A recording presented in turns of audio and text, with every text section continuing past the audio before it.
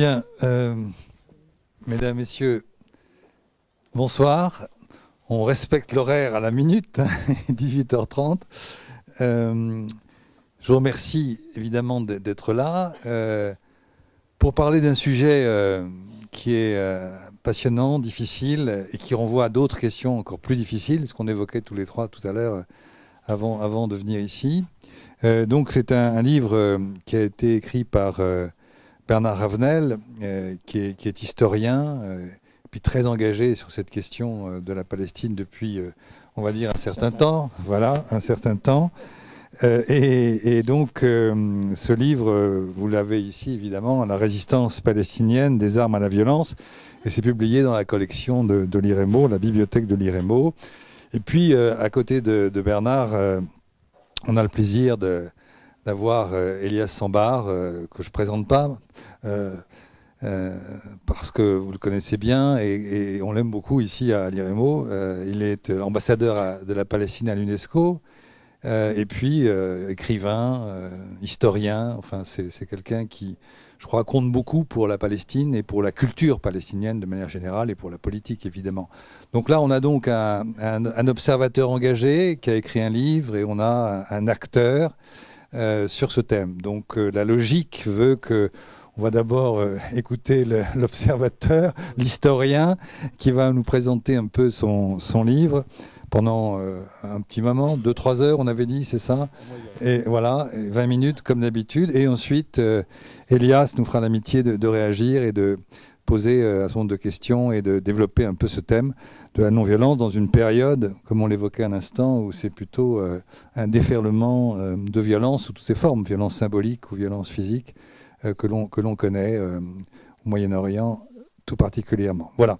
Donc je passe la parole d'abord à Bernard et puis ensuite à Elias. Merci, je suis impressionné d'être entouré par deux personnes comme ça. Bon, enfin bref, on y reviendra. D'abord, pourquoi j'ai écrit ce livre? Alors, je vais d'abord raconter une petite anecdote. À un congrès de la FPS, puisque j'en étais le président à cette époque, il avait été question d'un amendement que j'avais proposé que, en soutien à la résistance palestinienne, on évoque la résistance populaire non violente. Et donc, j'avais ajouté la nécessité de soutenir la résistance populaire non violente.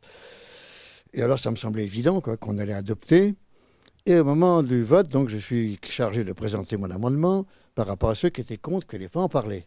Moi, j'ai décidé de ne pas trop en parler. En face de moi, il y avait une grande photo de Bassem Tamimi. Je ne sais pas si vous connaissez Bassem Tamimi, qui était un grand penseur et un grand acteur de la non-violence. J'ai dit, écoutez, moi, je soutiens lui. Il est là. Je pense qu'on ne peut pas revenir sur cette question. Et j'ai été battu. 55% des mandats contre 45%, etc. J'étais absolument stupéfié. Stupéfié et vraiment presque meurtri, finalement, par rapport à l'engagement que j'avais sur cette question. On avait lancé un cahier de formation sur cette question, qui avait eu beaucoup de succès. D'ailleurs, on a fait 2 tirages. Enfin, les tirages, c'est 1000 exemplaires à chaque fois, mais enfin, quand même, dans le mouvement, ça a un certain impact. Donc, j'ai décidé d'écrire ce livre pour reprendre la main, si on peut dire, sur cette question. Voilà donc l'origine. Mais à la réflexion, il y avait une triple nécessité qui me poussait à écrire ce livre. D'abord, si j'écris ce livre sur la résistance populaire non violente, cela supposait aussi d'écrire sur toute la résistance palestinienne, et qui est centenaire, mais plus que centenaire d'ailleurs. Moi, je partais de la déclaration Balfour, mais on peut partir d'avant, bien entendu. Et donc, pour voir comment arrive aujourd'hui la résistance populaire non violente, il fallait voir quelles en sont les origines, comment cela pouvait germer dans la société palestinienne. Donc ça, c'était la première nécessité, prendre en compte toute la résistance palestinienne, sous ses formes armées, sous ses différentes formes, et faire un premier bilan politique. Je ne fais pas une succession de témoignages, etc. Je fais un bilan politique. Je ne fais de procès à aucune forme de résistance. J'en fais l'examen politique. Deuxième nécessité, je crois qu'il fallait aussi étudier de plus près cette résistance parce que, d'abord, elle est centenaire, c'est-à-dire elle est parallèle au XXe siècle, pendant un XXe siècle marqué par la violence, par toute forme de violence, de guerre mondiale et de massacres de masse. Et donc c'est dans ce contexte-là que la résistance palestinienne a été obligée d'ajuster sa forme d'action. Et j'ai remarqué d'ailleurs à ce moment-là que la résistance palestinienne a connu deux révolutions. Et là-dessus, ça m'intéressera de savoir l'avis de mon voisin de droite, d'Elias. La première révolution, si on estime qu'une révolution, c'est un changement dans la continuité historique et qui annonce une inversion, un changement d'orientation, un changement, une étape nouvelle. Je pense que cette une double révolution, l'une a eu lieu en 68 avec l'adoption de la charte palestinienne qui, comme vous le savez, estime que la lutte armée est la seule stratégie tactique à mener pour libérer la Palestine. Et donc c'est le point de vue du choix de la lutte armée pour libérer toute la Palestine. Avec tout ce que ça suppose aussi en même temps, il faudra y revenir, à la fois une forme de lutte, mais aussi une revendication de souveraineté, qui était jusqu'à là pas encore explicitée dans la première charte de 1964. Et à ce moment-là, donc, se pose la question de l'État. Donc il y avait un changement d'orientation. On n'attendait plus du monde arabe la libération de la Palestine. Maintenant, le monde arabe, les États ont été battus en 67, en 68. Donc le mouvement palestinien prend en charge la lutte pour la libération de la Palestine. C'est un changement révolutionnaire dans la façon dont les Palestiniens se conduisent. La deuxième, ça va être bien entendu, la résistance populaire non violente, que je considère aussi comme un changement profond de la conception de la résistance par les Palestiniens, et j'y reviendrai bien sûr dans le cours du développement de maintenant. La troisième dimension que je voulais traiter, ou en tout cas que je voulais évoquer, c'est la question du rapport entre la résistance palestinienne et le monde arabe. Et je l'ai d'autant plus pensé que dans ce contexte-là est venu le printemps arabe à partir de 2011, et je peux penser, après ce que j'ai pu travailler là-dessus, que l'intifada de 87 est en quelque sorte à l'origine du printemps arabe. En quelque sorte, a marqué le monde arabe, parce qu'elle a été beaucoup plus connue dans le monde arabe qu'en France ou qu'en Europe, et elle a en quelque sorte été le premier acte du printemps du monde arabe. Et c'est un petit peu de ce point de vue-là aussi que je voulais essayer de parler, quoi, en quelque sorte. Voilà donc les raisons et le fond de mon travail sur cette résistance populaire non violente dont on a l'habitude de parler. Alors, le deuxième aspect, donc à ce moment-là, j'ai fait un historique que je ne vais pas vous infliger de la résistance palestinienne. Elle a commencé, c'est d'ailleurs très intéressant quand on étudie les documents. La déclaration Balfour est de novembre 17, si je me souviens bien, fin novembre, je crois en tout cas. Et un an après pile, la commission sioniste veut célébrer la déclaration Balfour. Je crois que c'est le 1er novembre ou le 1er décembre 1918. Au même moment, donc, les Palestiniens, la mairie de Jérusalem, décident d'organiser une manifestation contre la déclaration. Donc, si vous voulez, la résistance, la négation de la Palestine, finalement, parce que c'est de ça qu'il s'agit, la déclaration Balfour, a commencé exactement un an après la proclamation de la déclaration Balfour. Donc, c'est pour vous dire qu'elle a été, de ce point de vue-là, elle n'a pas cessé. Et c'est ça aussi qui est très, très important à enregistrer de ce point de vue-là. Alors, c'est dans cette histoire que, bien sûr, je distingue plusieurs étapes ou plusieurs temporalités, si on peut parler ainsi.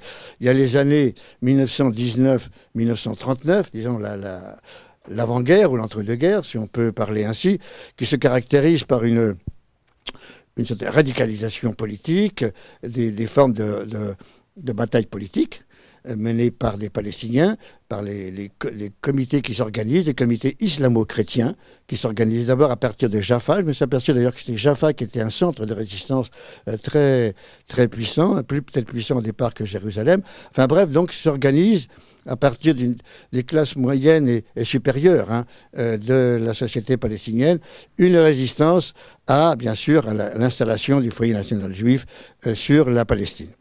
Cette forme apprend dans les années 10, dans les années 20, des formes politiques, mais aussi des formes d'émeutes contre l'immigration, contre l'achat de terres, au détriment bien sûr des Palestiniens.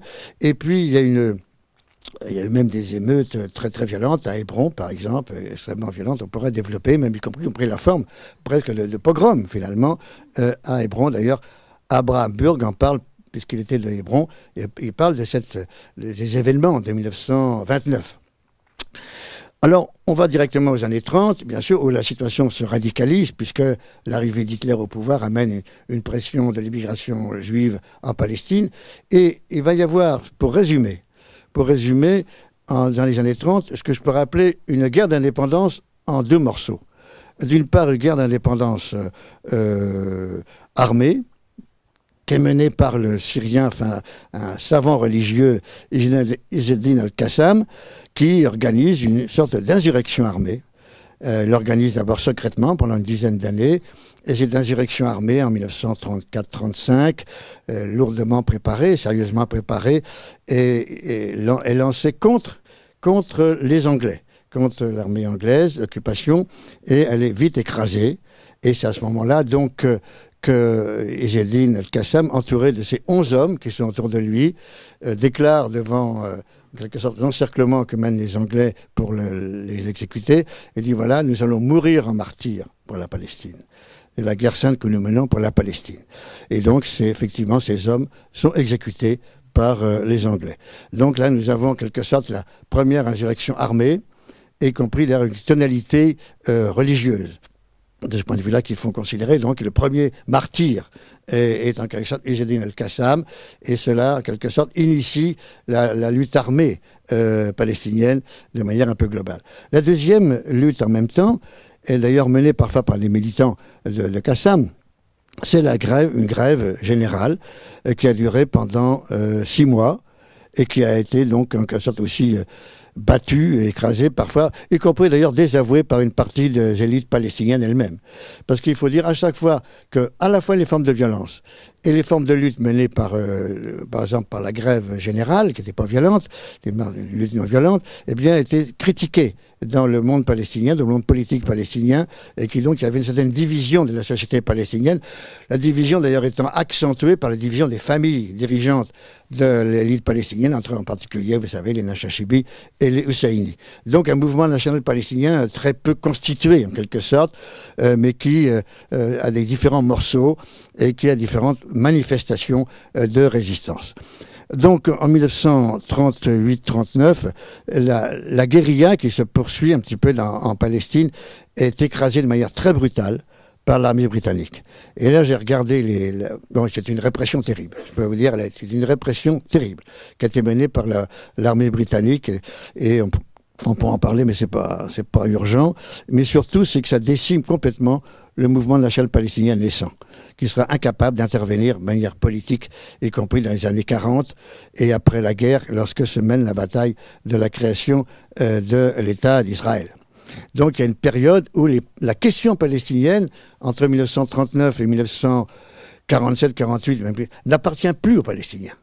C'est la Ligue arabe, c'est les peuples, c'est l'ONU qui décide, et les Palestiniens n'ont plus la capacité de réagir là-dessus. Donc c'est la deuxième période. On peut parler d'une troisième, je vais l'aboutir plus rapidement aux années 50. Aux années 50, il y a eu bien sûr une catastrophe qu'est la Nakba. Et donc à ce moment-là, qu'est-ce qui va se passer? Il va se passer, c'est que parmi les réfugiés, va se constituer en quelque sorte une période d'abord de stabilisation dans les pays à côté et une période de constitution des mouvements politiques palestiniens qui va essayer en quelque sorte de mener la lutte. Et c'est dans ce contexte-là que se constituent des organisations politiques, et c'est en fait pour l'essentiel, c'est la naissance du Fatah en 1959, qui va bientôt aussi constituer une structure armée, mais il a mis 7 ans pour mener cette structure armée, pour l'équiper, pour la former et pour la capacité de la lancer au combat en 1965, le 1er janvier 1965. Donc il y a une action militaire menée contre le détournement de l'eau du Jourdain vers Israël. Vous voyez, la première action militaire palestinien a été menée sur la question de l'eau. Vous voyez, ça n'a pas perdu son actualité. Et d'ailleurs, cette action est relativement réussie, et la structure militaire, la SIFA, est contente de lancer le premier communiqué militaire des Palestiniens pour montrer une action militaire réussie. Donc, arrive très vite pour la perspective militaire, avec comme perspective le retour des réfugiés, arrive très vite la guerre de 67. Et comme vous le savez, elle est perdue par le monde arabe, et les Palestiniens croyaient ou espéraient qu'ils allaient pouvoir, les pays arabes, allaient libérer en quelque sorte la Palestine de l'entité sioniste. Comme on le disait à l'époque, c'est un échec. C'est à ce moment-là que les mouvements palestiniens, la charte palestinienne est adoptée, que le mouvement palestinien prend en charge la lutte armée pour, en quelque sorte, libérer la Palestine de ce point de vue-là, ce que n'a pas pu faire les armées arabes. Alors là, il faudrait insister sur à la fois la valeur politique et la valeur militaire.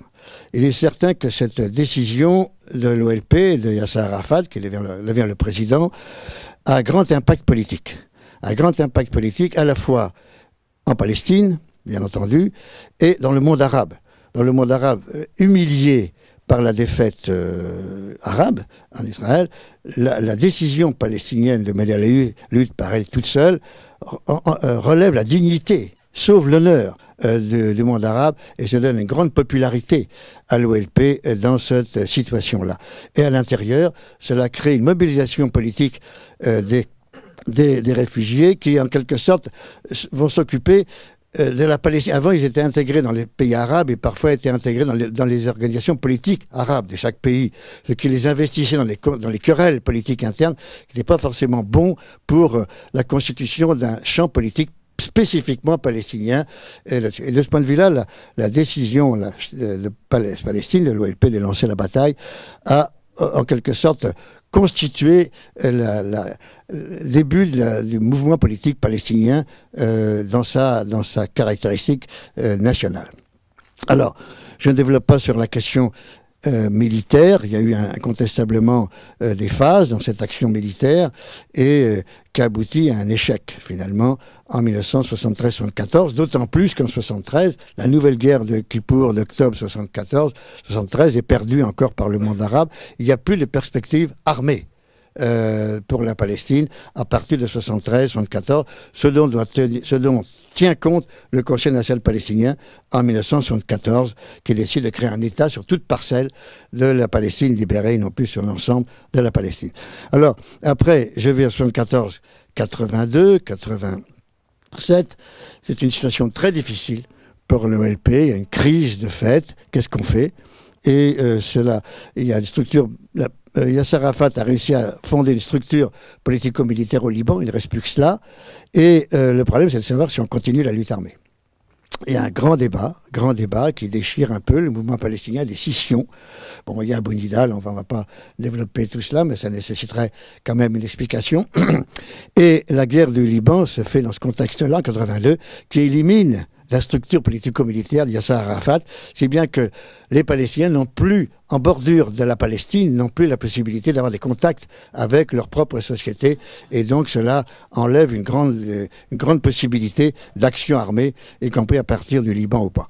Donc l'OLP est évacué, comme vous le savez, à Tunis. Donc dans ce contexte-là, alors c'est très intéressant, il faut savoir, c'est là-dessus que ça m'a beaucoup intéressé. Je suis en combien de temps? J'ai encore quelques minutes. Dans Azerbaïdjan, alors là, d'accord. Il s'est passé une chose qu'il faut savoir, c'est que dans cette même période, entre 70, disons, pour dire vite, et 80, 87, en Cisjordanie, il n'y a pas de lutte armée. Il y a une tentative qui a un peu échoué, et il y a un mouvement de résistance populaire qui s'organise et qui se présente comme une résistance populaire non violente. Dès 1970. Et il y a un témoignage remarquable du père de Salah Abdel Jawad, je ne sais plus comment on le dit son nom de l'autre côté, parce qu'on inverse les mots, qui était maire d'El Biré et qui racontait comment, en Cisjordanie, il a mené à sa manière la lutte populaire non violente. J'ai le témoignage, je l'ai là d'ailleurs, pour ceux qui s'intéressent, il y a une trentaine de pages en anglais, mais enfin c'est pas difficile à lire. Et donc c'est bien qu'à la fois il y a une lutte militaire, il y a eu une lutte militaire des réfugiés, des gens de l'exil, et parallèlement, en Cisjordanie, dans la société palestinienne, il y a une lutte populaire non violente. Ça, c'est très important à noter, ce parallélisme, cette contemporanéité, si vous voulez. Et puis un troisième point que j'ai remarqué aussi, qu'est-ce qui se passe parmi les Palestiniens de l'intérieur, c'est-à-dire ceux qui sont en Israël, de rester en Israël. Eh bien, il y a un mouvement qui va se constituer, c'est Al-Ard, la terre, quoi. Hein. Et ce mouvement va se constituer pour protester, bien sûr, contre c'est la terre, principal conflit là-dessus. Et ce mouvement Al-Ard va envoyer en 1964, vous voyez, juste avant la création de la structure, l'opération militaire de Yasser Arafat, du Fatah, va envoyer une lettre, tu me donnes le morceau là, une lettre à l'ONU. Une lettre à l'ONU, que je vais vous lire à condition que je la retrouve, bien entendu, qui est tout à fait remarquable du point de vue de son analyse de leur propre analyse. Voilà.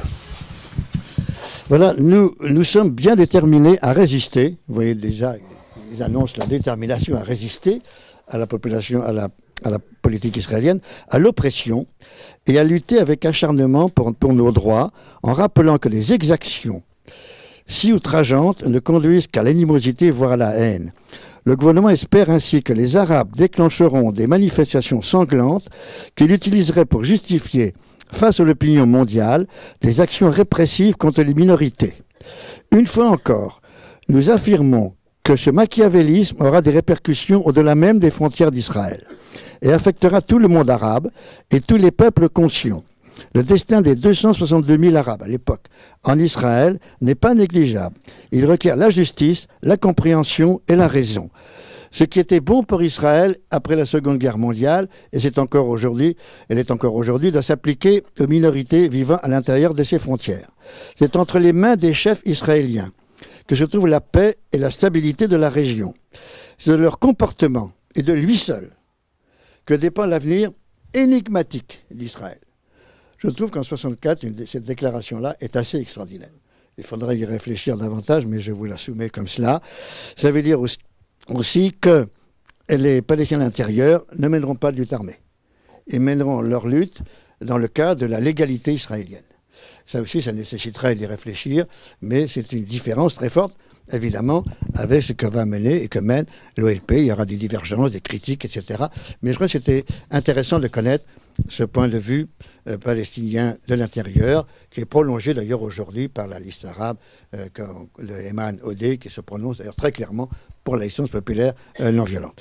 Voilà donc ces années 60, 70 et 80 maintenant, donc arrive donc au milieu du débat. Nous sommes dans les années 80 où la société palestinienne de Cisjordanie s'organise dans une forme qui va aboutir à une sorte de tentative d'autonomie par rapport à l'occupation israélienne. Qu'est-ce que ça veut dire, l'autonomie? Ça veut dire qu'il y a une structure politique qui se constitue en Cisjordanie, le Front National Palestinien, on y reviendra, animé beaucoup par le Parti communiste palestinien et aussi par le Fatah et le Front démocratique. Et la stratégie, c'est de constituer des comités, finalement par structure. Par exemple, il y a le comité sur la sanitaire, il y a le problème des mouvements des femmes, il y a le problème syndical, le problème des municipalités, etc. Ils organisent des structures parallèles à l'occupation israélienne. Je m'explique. Par exemple, au point de vue sanitaire, il va y avoir une organisation sanitaire indépendante des structures sanitaires officielles contrôlées par les Israéliens, et va se monter des structures, l'UPMRC par exemple, qui montent la médecine mobile, où les Palestiniens donc, consultent dans une espèce de petit dispensaire. Donc il y a une médecine parallèle à la médecine officielle pour être indépendant des Palestiniens, des Israéliens. On pourrait mettre la même chose. Les syndicats ouvriers se développent beaucoup, finalement, et les femmes palestiniennes, on y reviendra, travaillent maintenant, ont du travail, et organisent une production industrielle, si on peut dire, bon, c'est pas évidemment de la Syrie, hein, etc., indépendante de la structure officielle, qui est plus ou moins contrôlée par l'Israël. Donc il y a une espèce de mécanisme de construction d'une autonomie palestinienne dans ses différentes existences. Par exemple, les municipalités palestiniennes décident de désobéir aux autorités israéliennes et mènent leur bataille.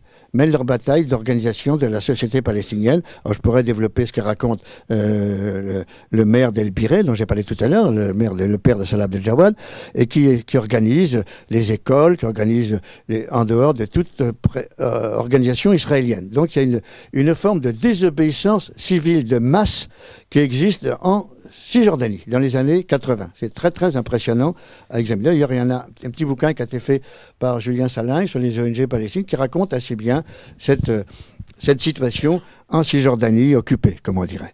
Et puis en même temps, là, c'est aussi quelque chose qui est assez intéressant. En 83, paraît un livre, et vient en Palestine, d'un livre d'un Palestinien qui vient d'un Palestinien américain, Mubarak Awad, qui a fait un livre sur la stratégie non violente, en 1983, oui. Et donc, c'est tout un livre qui explique que la stratégie que doivent mener les Palestiniens doit être une stratégie de lutte non violente, parce que c'est la plus efficace aujourd'hui. Et donc, il fait tout un texte que j'ai lu, bien entendu, qui est un texte assez extraordinaire de ce point de vue-là. Il montre l'influence qu'il a reçue. En fait, il était aux États-Unis. Son père a été tué en 48 et s'est émigré aux États-Unis. Et là, il a connu Martin Luther King et tout ça. Donc, vous voyez, l'influence qui a répercuté sur lui. D'ailleurs, il le dit dans son texte-là. Et d'ailleurs, il dit autre chose que je vais vous citer quand même, qui est assez curieux dans ses conclusions sur son livre. En 1983, hein, la non-violence n'est pas seulement quelque chose qui marche, parce qu'il pense que ça va marcher. Et c'est quelquefois affreux pour un dirigeant. Vous ne pouvez pas imaginer. Le monde arabe et ses dirigeants sont effrayés par l'intifada. Donc il y a le soulèvement qui va venir là. Et c'est en 89 qu'il a écrit ça. Effectivement, c'est pas son premier livre. Est effrayé par l'intifada. Ils veulent en savoir plus sur la non-violence, non parce qu'ils y croient, mais au cas où leur propre peuple l'utiliserait pour sortir de leur oppression. Et je pense, comme vous le verrez dans quelques années, que cela se passera dans le monde arabe. Et ce qui est en train de se passer en Europe de l'Est. L'Europe de l'Est, c'est le soulèvement avant 89. Une nation après l'autre bâtira son propre concept de démocratie. Cela vient, soyons patients. Vous voyez comment, en 89, après le début de l'intifada de 87, comment un Palestinien, un théoricien de la non-violence, en quelque sorte, savait que cette résistance allait avoir un impact très fort dans le monde arabe en général. C'était une sorte de vision prémonitoire, finalement, de cet état-là. Alors, donc nous sommes en 87, dans ce climat où Sharon devient ministre de l'Agriculture, donc la colonisation s'accélère.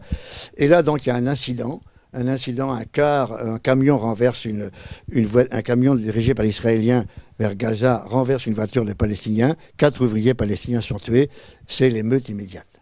Donc, il y a une espèce de soulèvement de la Palestine, si on peut dire, aussi bien à Gaza qu'en Cisjordanie. Alors là se passe un événement sur lequel d'ailleurs j'aimerais avoir aussi l'avis d'Elias.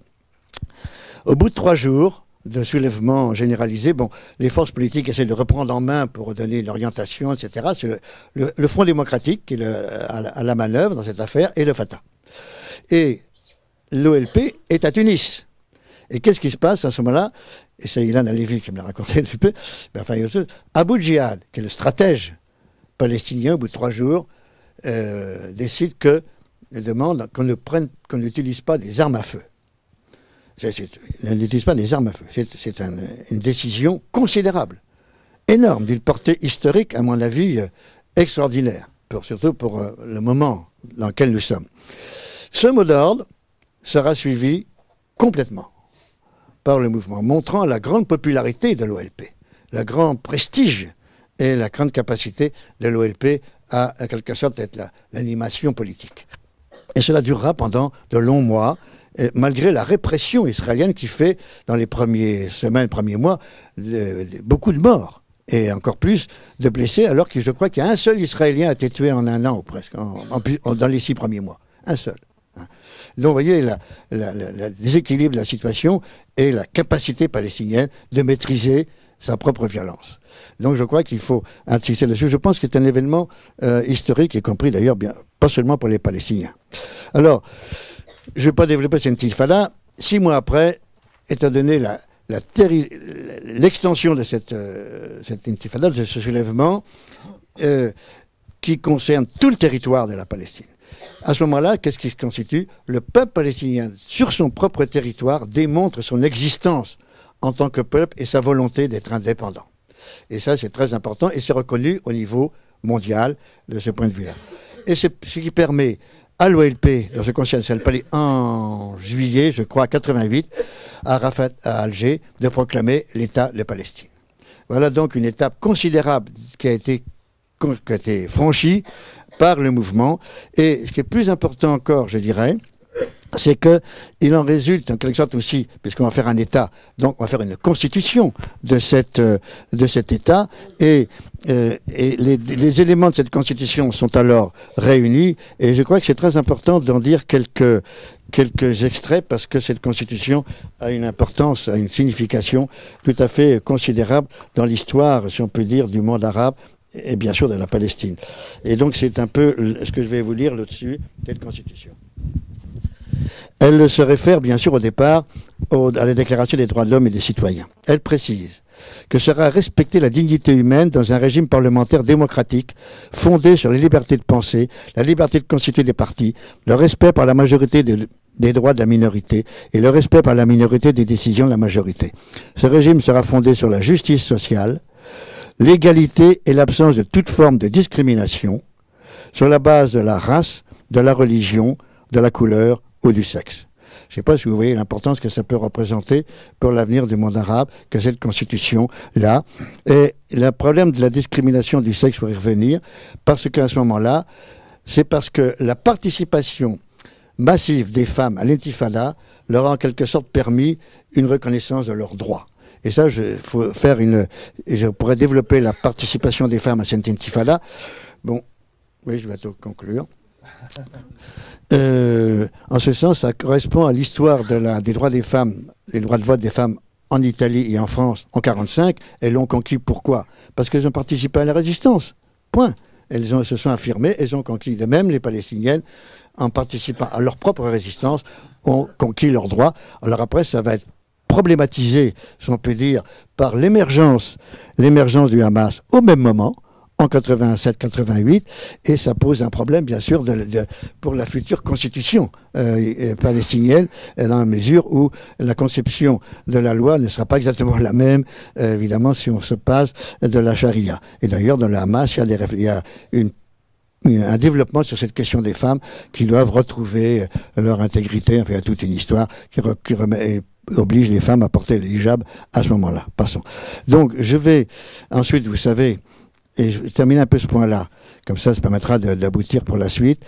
Vous savez, le mouvement palestinien obtient la légitimité internationale avec cette intifada et obtient la négociation politique. Et ça donne la conférence de Madrid et l'Oslo. Alors, on pourrait beaucoup développer sur la paix d'Oslo, mais je parlerai du seul problème des rapports entre Oslo et la résistance palestinienne. C'est très important là-dessus. En ce sens que c'est la question de la coopération de sécurité entre, évidemment, dirigée par les États-Unis avec les Israéliens et les Palestiniens. Cette coopération sécuritaire imposée par Israël et les États-Unis visait à empêcher toute mobilisation de la société palestinienne pendant les négociations, en quelque sorte, et après. Et je crois que ça a été un peu dramatique pour les Palestiniens. Parce que qu'est-ce qui s'est passé? C'est que la résistance palestinienne s'est arrêtée, finalement, alors que la colonisation israélienne continuait, et pendant cela, Israël négociait et continuait la colonisation. Donc, on interdisait aux Palestiniens de protester contre ce quoi Israël violait la négociation elle-même. Donc, vous voyez, il y a eu là quelque chose de grave pour la résistance palestinienne, et finalement, les Palestiniens n'ont pas pu négocier avec les Israéliens en s'appuyant sur la mobilisation palestinienne. Et je crois que si vous avez vu le film, c'est pour ça que je termine là-dessus, Les 18 Fugitives, le film magnifique sur les 18 vaches de Beth Saour, vous voyez ce qui s'est passé. C'est-à-dire qu'à la fin, les Palestiniens, un des responsables palestiniens dit « Mais on a été obligé d'arrêter avant. C'est dommage, on aurait dû aller jusqu'au bout de la résistance, pendant les négociations. » Et ça, c'est très important. Alors, vous savez, après, qu'est-ce qui s'est passé? La fin, il y a eu la défaite finalement qui s'est passée après la deuxième intifada, vous savez, le refus israélien de négocier quoi que ce soit, Sharon sur l'espérance des mosquées, relance. À ce moment-là, les Palestiniens, les Israéliens ont peur, c'est que recommence l'intifada. Qu'est-ce que ça signifie pour eux l'intifada? Et là, je vais terminer, à savoir que l'intifada en 1988 avait paralysé l'armée israélienne. Et ça, c'est très important de montrer que l'intifada non violente, par la difficulté pour l'armée israélienne de tirer dans le tas parce qu'elle était désavouée éventuelle par l'opinion internationale, a été amenée à paralyser en partie l'appareil militaire israélien. Ce qui est évidemment très très important parce que les Israéliens ne comptent que sur l'utilisation de la force pour dominer la région. Et donc, pour voir là-dessus, donc la deuxième intifada, les Palestiniens tirent très vite pour empêcher une intifada non violente qui avait obtenu un grand succès dans l'opinion mondiale avant. Donc pour militariser la résistance palestinienne, à ce moment-là, ce qui légitime pour eux-mêmes l'emploi de la force, dans la mesure où ils ont en face l'image d'un ennemi militarisé. Donc c'est ce qui s'est passé d'ailleurs. Et évidemment, c'était l'objet d'une répression militaire, l'emploi d'armes lourdes, de chars et d'avions, d'hélicoptères contre les Palestiniens. Donc vous voyez, ça se termine en 2004 de manière un peu triste. Et c'est la même année, oui, que meurt Yasser Arafat, qui avait réussi à maintenir un début de cohésion dans le mouvement palestinien qui était divisé entre, en gros, Fatah et les islamistes. Et là, j'ouvre, mais je termine. En 2004, recommence, à partir de la contestation du mur, la résistance populaire non violente, dans les villages touchés par le mur, à Boudrous, à Jayouz, à Macha et à Béléine. Et Béléine concentre un peu l'attention du monde, finalement, et cette résistance va durer tous les vendredis, pendant plus de 10 ans, où tous les vendredis, à la sortie de la mosquée, on va protester de manière non violente devant l'armée israélienne. Et le mur, et on obtient quelques succès, finalement, puisqu'une partie du mur va être démantelée, aussi bien à Boudrous qu'à Béléine, après toute une série de démarches, y compris auprès de la Cour suprême israélienne, enfin bref. Donc il y a un début qui monte à certains succès. C'est pour terminer cette affaire, finalement, il va y avoir par la suite une tentative de reprise militaire avec l'intifada des couteaux, vous vous souvenez, mais qui se termine de manière tout à fait tragique finalement. Et à partir de là va se passer la grève des prisonniers dirigée par Marwan Barghouti. Et Marwan Barghouti la présente comme la manifestation la plus non violente qu'on puisse imaginer avec les prisonniers, et qui gagne quelques nuances d'amélioration. Et Marwan Barghouti appelle à la désobéissance civile de masse des Palestiniens. Donc vous voyez, ce relais politique est pris à ce moment-là. Ça a été confirmé par la suite par deux événements. La question de l'interdiction des portiques, l'installation des portiques autour de la mosquée. Et vous savez qu'il y a une mobilisation massive des Palestiniens qui oblige Israéliens à retirer les portiques. Et à ce moment-là, les Palestiniens qui sont mobilisés décident, effectivement, nous devons repenser la résistance et penser sur la façon des modes de masse et non violents. Et ça, c'est très très important. Et puis la dernière épisode, c'est ce qui se passe à Hébron avec la résistance non violente lancée par le mouvement Youth Against Settlements, les jeunes contre la colonisation. Nous voyons apparaître dans le lieu le plus violent de la colonisation Israël-Hébron, nous voyons apparaître une jeune génération qui se constitue pour lutter de manière explicitement non violente contre la colonisation et l'occupation, avec les réseaux qu'ils ont au niveau de toute la Palestine. Le problème est de savoir maintenant qu'est-ce qu'ils vont faire, est-ce qu'ils vont réussir à imposer leur lutte dans le contexte actuel, et je pense qu'il faut les soutenir. Ils sont venus à Paris la semaine dernière, il y a eu une réunion d'eux-mêmes, et je crois que c'est ça qui est, à mon avis, qui est l'avenir pour la résistance palestinienne aujourd'hui dans un contexte extrêmement difficile. Voilà, je pourrais en dire encore 3 fois plus, mais je préfère laisser la parole aux autres. Merci. Bien, on n'en doute pas que tu pourras en dire 3 fois plus. Non, c'était très intéressant. Alors, il y a plein de questions d'histoire, de conjoncture, mais quelque part, il y a aussi des questions que je qualifierais de théoriques, c'est-à-dire qu'est-ce que ça signifie vraiment, la non-violence, dans certaines configurations où, en définitive, la réponse de celui qui est en face, et je ne pense pas simplement à la Palestine, je pense ce qui s'est passé en Syrie, il y a une démarche qui se veut pacifique, et la réponse immédiate est de la plus grande des violences. Donc c'est vraiment que si l'on est dans la non-violence, on se heurte à la violence, et moi je suis fasciné, c'est peut-être, j'allais dire, une certaine, non pas lassitude, parce que j'ai pas de lassitude, mais une espèce d'inquiétude presque anthropologique, c'est-à-dire, au fond, comme on l'évoquait tout à l'heure, la violence semble, en relation internationale comme sur le plan interne, ne jamais avoir de limite, quoi. Et c'est ça, moi, qui quelque part m'inquiète, m'angoisse, ou je ne sais pas, c'est pas les termes personnels, mais c'est une vraie question. Comment peut-on aller si loin dans l'utilisation de la violence sans qu'il n'y ait jamais de limite? Pour moi, c'est vraiment une question qui fait un peu en miroir ce que tu as dit sur la non-violence, mais je ne vais pas développer ça. Je laisse la parole à notre ami Elias. Merci, bonsoir. Je vais essayer d'être succinct parce que malheureusement, comme nous sommes en train de préparer un grand événement pour la Palestine à l'Institut du monde arabe, je devrais repartir vers 20 heures. Oui, au lieu de 20 heures, en ce qui me concerne, mes amis resteront là. Il y a quand même plusieurs choses à préciser dans cette histoire.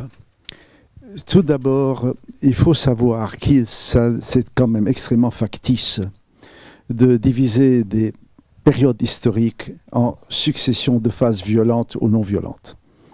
Si vous connaissez bien l'histoire, pas simplement de la Palestine, mais je vais parler de celle de la Palestine, c'est systématiquement, depuis le début du siècle précédent, une coexistence des deux formes. Si on ne voit pas cela, on schématise l'histoire. On en fait une histoire un peu mécanique. Car il faut bien voir aussi que la plupart des fois, nos explications arrivent après les événements et que nous nous estimons souvent obligés d'élaborer une quelconque théorie qui tienne. Par exemple, je vais vous donner un argument que j'ai vécu et qui est extrêmement lourd, qui n'est pas très noble en termes politiques, mais croyez-moi, il pèse. Je peux vous assurer que très souvent, il n'y a pas eu de lutte armée parce qu'il n'y avait pas d'armes. Pas parce qu'il y avait un choix esthétique ou ontologique ou je ne sais quoi. Il n'y avait pas d'armes. S'il y avait eu des armes en Cisjordanie, je vous promets que pendant la période où il y avait les bases à l'extérieur, il y avait eu des bases à l'intérieur. Il n'y avait pas d'armes.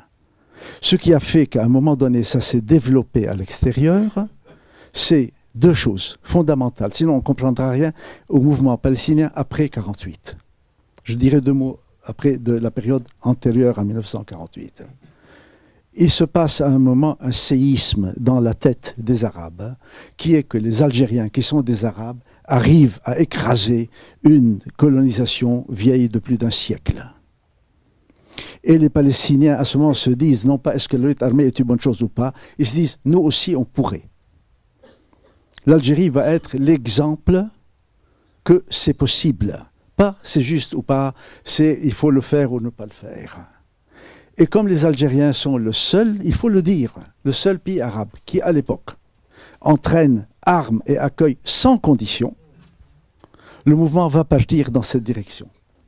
Il faut dire aussi qu'à cette période, nous ne sommes pas aujourd'hui. La lutte armée est considérée comme la forme la plus noble de la résistance. La période dont nous parlons est la période où le Vietnam est en feu, le Laos, le Cambodge, l'Amérique latine, l'Afrique. Mai 68 en même temps. Donc il ne s'agissait pas du tout de se poser des questions de principe quant à savoir faut-il ou pas prendre les armes, mais c'était comment faire pour les prendre.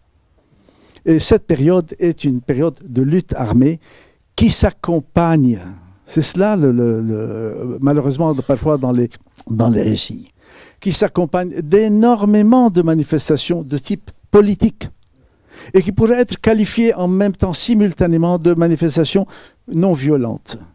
Il y a les deux. Et je vais vous donner un exemple quand même qui est énorme. C'est en 69, c'est-à-dire au moment où il n'y a pas encore eu Septembre Noir, où les bases palestiniennes vont de la mer Rouge jusqu'au Golan syrien, jusqu'à la côte méditerranéenne, où l'armée israélienne recense des centaines d'opérations militaires. C'est quand même à cette période que les Palestiniens publient un projet de solution du conflit qui s'appelle l'État démocratique en Palestine, qui est un projet politique de citoyenneté d'un État qui serait fondé sur le fait que les citoyens seraient considérés uniquement en fonction de leurs droits et de leurs devoirs, et non plus en fonction de leur religion chrétienne, musulmane ou juive. C'est en même temps.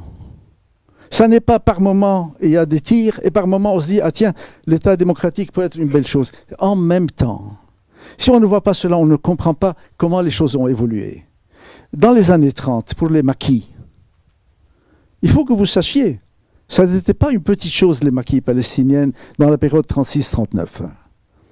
Il faut que vous sachiez qu'en 1938, la plus grande armée expéditionnaire coloniale de la planète est en Palestine. Les unités sont acheminées des Indes, de Chypre, de Malte, du canal de Suez, plus les armées qui sont déjà sur place, je parle des armées britanniques. Il faudra 3 ans pour mater cette révolution qui n'est pas seulement juste l'élucubration d'un cheikh venu de Syrie et qui faisait de la religion. Excuse-moi, ce n'était pas ça du tout. C'est infiniment plus compliqué et infiniment plus étendu. Ça, c'est trop simple. Et c'est un signe de ce que je disais sur l'après-coup. Azdin al-Qassam, aujourd'hui, a été récupéré par les islamistes de Gaza. Moi, j'ai fait tout un travail très long sur les archives policières britanniques sur Qassam. C'est complètement dévoyé. Le personnage n'était pas du tout ce qu'en ont fait aujourd'hui les islamistes palestiniens. Il ne faut pas tomber dans ces... Moi, j'avais fait ce texte où j'expliquais un peu toute la période de Qassam. J'ai reçu même, pour dire à quel point c'est perverti, j'ai reçu des lettres de félicitations des islamistes palestiniens me disant « Nous ne savions pas que tu étais intégriste ». Le personnage est exceptionnellement intéressant. Exceptionnellement intéressant. C'est un personnage banal. Et si l'on voit les rapports britanniques, il est repéré dès qu'il arrive. C'est un révolutionnaire syrien qui s'est battu contre la France, qui a été condamné à mort, qui s'est infiltré vers la Palestine, qui est devenu juge d'affaires civiles, c'est-à-dire mariage, enterrement et divorce, et qui a commencé à monter des réseaux. Très bien.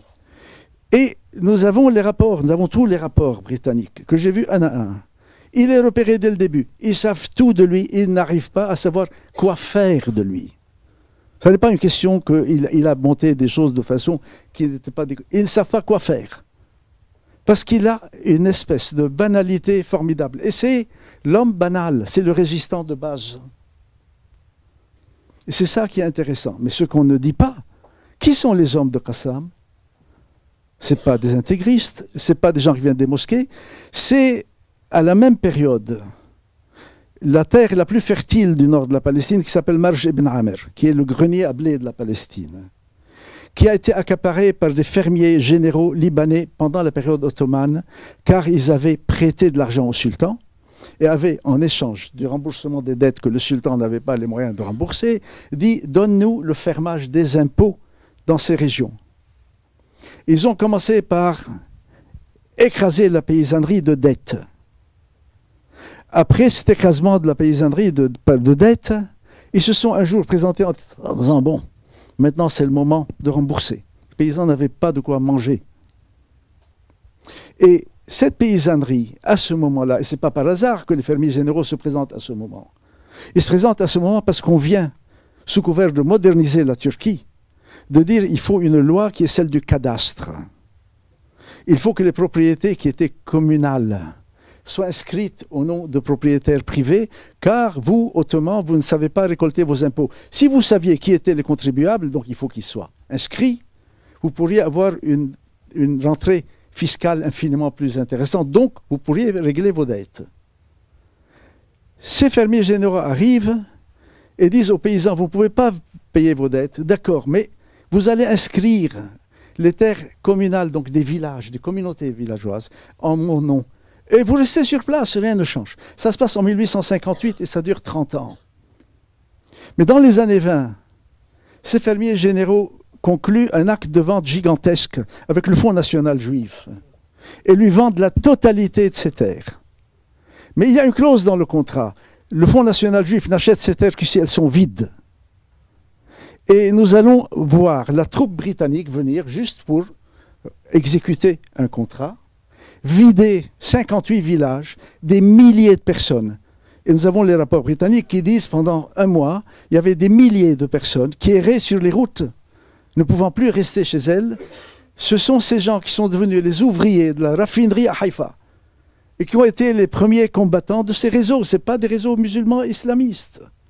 C'est des paysans fichus dehors et réduits à la misère. À la même période, ce que aussi vous devez savoir, le mouvement syndical palestinien est gigantesque. Nous avons 15 000 syndiqués dans un pays qui, à l'époque, n'a pas 1 million de personnes, d'habitants. Son peuple ne fait pas 1 million de personnes. C'est une énorme proportion. Et ce qu'on ne dit pas, c'est que quand Rommel menacera l'Égypte, et donc une menace nazie vers l'Orient, c'est ces manifestants qui seront dans les rues de Haïfa, de Jaffa et d'autres villes pour lutter contre le nazisme. Bien sûr, après, on nous coiffera juste avec la folie et la trahison absolue du mufti de Jérusalem qui ira à Berlin. Mais il y a quand même 15 000 syndicalistes dans les rues pour s'opposer au nazisme. Donc, c'est une période qui est faite de politique et de militaire. Il n'y a pas une période où, pendant certains, à un moment, on est politique, d'autres, on est militaire. Et juste pour finir avec cette période des années 30, qu'est-ce qui se passe quand les Anglais reconquièrent? Vous savez, le mouvement a été cassé dans la mesure où l'armée britannique a retiré toutes ses troupes et a réoccupé le pays. C'est comme ça que la révolution a été matée. Et je dirai 2 mots après quelle était la faiblesse intrinsèque du camp palestinien.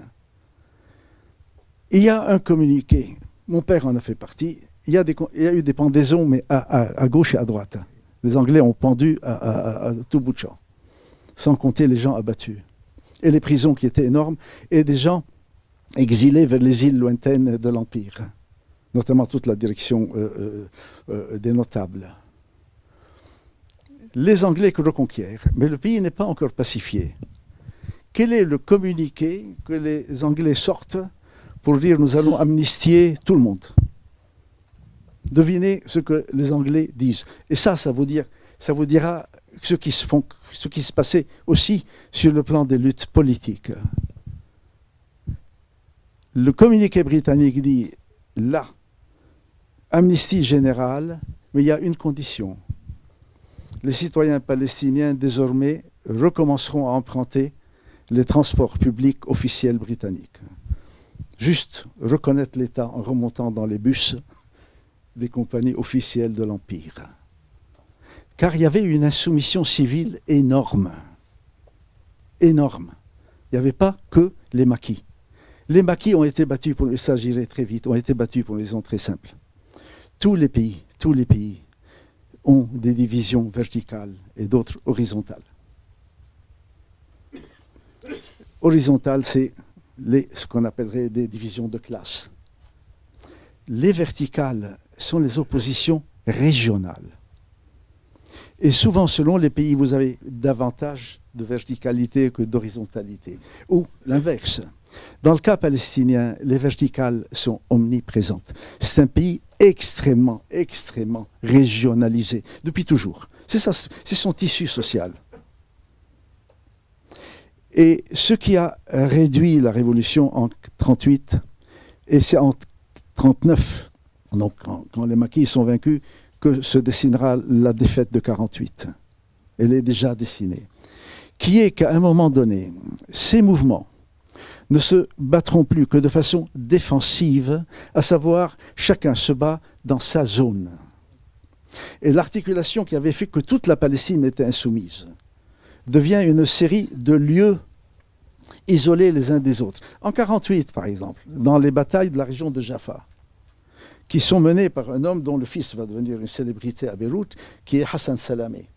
Le père était Abu Hassan Salamé, le chef de tous les maquis de la région de Jaffa. Il a un excédent de force. Dans la région de Jérusalem, il y a un manque de force. Hassan Salamé n'enverra pas des renforts. il se battra dans son... C'est une espèce de territorialité très fragmentaire. Et des années plus tard, le génie politique de Arafat sera de comprendre que c'est cela le tissu et de ne jamais essayer de casser ces forces locales, mais de leur dire la jonction entre vous, c'est moi. Arafat sera une articulation entre toutes ces composantes, mais jamais il cassera une force locale. Sinon, elle sortirait du jeu. Et c'est cela qui se passe en 1939. 1948 sera le désastre que vous savez. Pour après, ce qu'il faut distinguer, ce n'est pas la période où il y a du politique et où il n'y aurait que du politique et des périodes où il n'y aurait que du militaire. C'est la période où la notion de violence revêt un autre sens. C'est cela qu'il faut voir, c'est cela qui est essentiel. Cette notion de violence va revêtir un autre sens à partir du moment, c'est ni l'intérieur ni l'extérieur, où les Palestiniens sont rassurés. Car les Palestiniens, en 1948, vivent une disparition et pas une occupation. Et une invisibilité imposée. N'oubliez pas, vous n'existez pas. Votre nom n'a jamais existé. On ne sait pas qui vous êtes. Et tout le combat après 1948 n'est qu'un combat pour récupérer le nom, N-O-M. À partir de quoi vous devenez visible, donc vous avez un visage, donc vous avez une voix, vous devenez audible. On nous dit pourquoi vous n'avez jamais parlé. On n'a pas arrêté de parler. Mais il y a eu quand même 40 ans où le monde était totalement sourd. Ce n'est pas que nous ne parlions pas, c'est qu'on n'entendait pas. Parce que nous n'étions pas visibles, on n'existait pas pour beaucoup. Et donc, cette bataille, quand elle a été faite, elle s'est jumelée avec, une décision arabe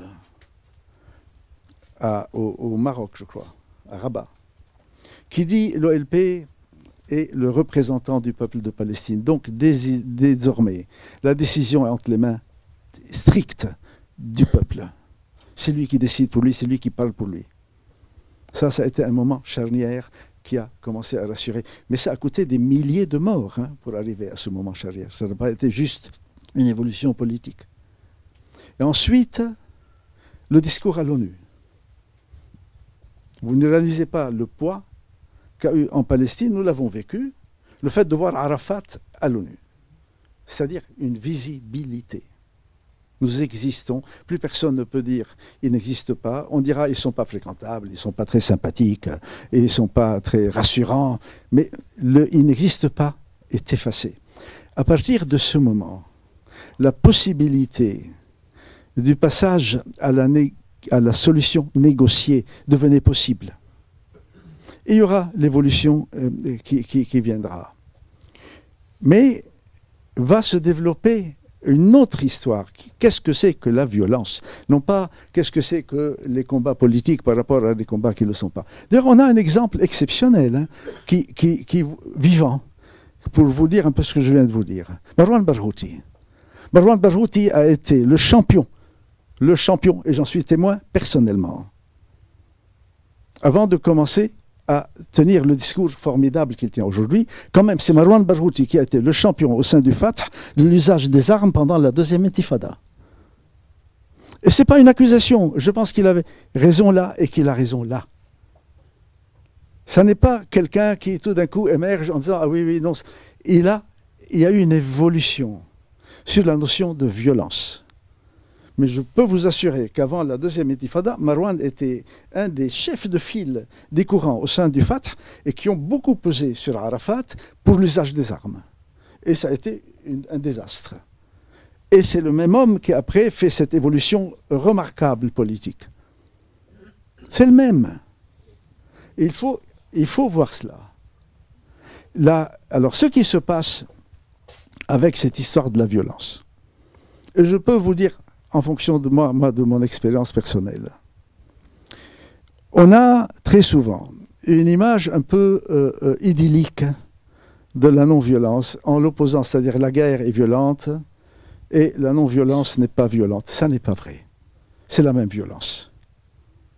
Et c'est très violent. Et en quoi c'est très violent? Il y a une seule différence dans l'histoire. Ce n'est pas que ça n'est pas violent. C'est que dans un cas, vous pratiquez votre violence contre votre adversaire, que dans la deuxième, vous pratiquez votre violence contre vous-même pour vous obliger à lui parler. C'est très violent la négociation, croyez-moi. Parce que vous vous faites violence de façon terrifiante pour accepter de parler à des gens dont vous savez qu'ils sont les artisans de votre malheur. Et c'est très violent la paix. Mais ce n'est pas visible de la même façon. C'est pas visible de la même façon. Donc c'est cette notion qui a bougé. C'est toujours violent. Mais ça n'est plus la même violence. Ou en tout cas, elle n'est plus orientée de la même façon. C'est vous qui vous faites violence pour accepter de parler. Vous croyez que les Palestiniens ont oublié que toute la Palestine était leur terre? Quand ils disent on va la partager, vous réalisez la violence infinie qu'ils se font pour dire partageons. Ce n'est pas juste une espèce de conviction idyllique, on peut partager, c'est formidable. Ce n'est pas vrai. On s'est fait violence parce qu'on voulait arriver à une paix et pas simplement une paix. Et on connaît des paix froides. Comme il y a des guerres froides, il y a des paix froides. Hein. La paix n'est pas cette espèce de chose idyllique que tout le monde rabâche. Nous, ce qu'on pensait, c'est qu'on pourrait arriver à une réconciliation. Et ce n'est pas du tout la même chose. Ça n'a pas abouti. On peut une autre fois parler de tout ce qui a bloqué la négociation et le processus de paix. Mais donc cette histoire de violence est fondamentale. Dans la question de l'intifada, et qui est une expérience admirable, tout d'abord, je pense qu'elle a eu lieu sans armes parce qu'il n'y avait pas d'armes. Nous ne faisons pas d'illusions. Il y aurait eu des armes, les gens auraient pris les armes, parce qu'il n'y a rien de plus violent que l'occupant. Et la réaction spontanée des gens, c'est de se battre. Et c'est un droit, et c'est même une obligation. Si vous regardez les textes des conventions de Genève, les peuples occupés ont l'obligation de résister. Donc ça n'est pas une question que tout d'un coup, les gens de l'intérieur sont doux et ceux de l'extérieur sont dans la violence. Il n'y avait pas de moyens. Mais il y avait autre chose que Faisal Husseini m'a expliqué. Vous savez, c'est peut-être une des plus belles figures du combat palestinien, qui est hélas mort très très jeune. Et ce n'est pas n'importe qui, c'est le fils d'un homme admirable qui est vraiment un symbole du combat avant 1948, qui est Abdelkader al-Husseini. Nous étions aux négociations ensemble. Je lui ai dit, tu sais Faisal, pendant 30, 40 ans, on s'est esquinté à essayer de traverser la frontière pour que les combattants fassent des opérations, comme on disait, à l'intérieur, hein, sous l'occupation. Qu'est-ce qui fait que pendant toute cette période, vous n'avez pas bougé? Il m'a dit, on n'a pas bougé parce que vous faisiez le travail. Et ce n'était pas une réponse d'opportuniste, ni de quelqu'un qui fuyait des responsabilités, il avait déjà connu toutes les prisons. Mais pour dire, très souvent, dans des périodes de combat, quand une partie d'un peuple se charge des tâches, il est très courant, et c'est normal, ce n'est pas une chose honteuse, que d'autres parties du peuple se disent, puisque le boulot est fait, on les appuie, on va voir. Et je lui dis, et pourquoi vous avez fait l'intifada? Il m'a dit, parce qu'après la chute de Beyrouth, on s'est dit, si on ne bouge pas, c'est fichu. C'est la chute de Beyrouth qui a fait penser à l'intérieur que le moment était venu de prendre le relais. C'est un relais, vous savez, c'est vraiment comme la course de relais. Et ça, j'en ai recueilli plein de témoignages à l'intérieur. Puisque vous étiez au summum de la violence, nous, on pouvait appuyer politiquement. Mais avec le départ de Beyrouth, les massacres à Sabra et Shatila, nous avons eu la conviction que c'était peut-être la fin et que notre retour était arrivé. Donc le mouvement commence. Mais qu'est-ce qui était exceptionnel dans ce mouvement? Ce n'est pas simplement qu'il n'y avait pas d'armes. En tout cas, il n'y avait pas d'armes. Jusqu'à présent, il n'y a pas d'armes. Sinon, vous auriez vu beaucoup plus. Cette histoire des couteaux, par exemple, qui est un truc de désespoir absolu. Mais c'est aussi, elle exprime, il n'y a pas autre chose que des couteaux. Hein. Sinon, vous pouvez être sûr qu'ils avaient des armes. Ils auraient, à la place des couteaux, ils auraient utilisé des armes. C'est pas... Mais en tout cas, elle n'aboutit pas. Ce qui était exceptionnel dans la première intifada, l'organisation de la société, le fait que des couches entières s'organisent pour servir un peu de ligne arrière, hein, et ainsi de suite. Mais il y a une chose qui est très forte.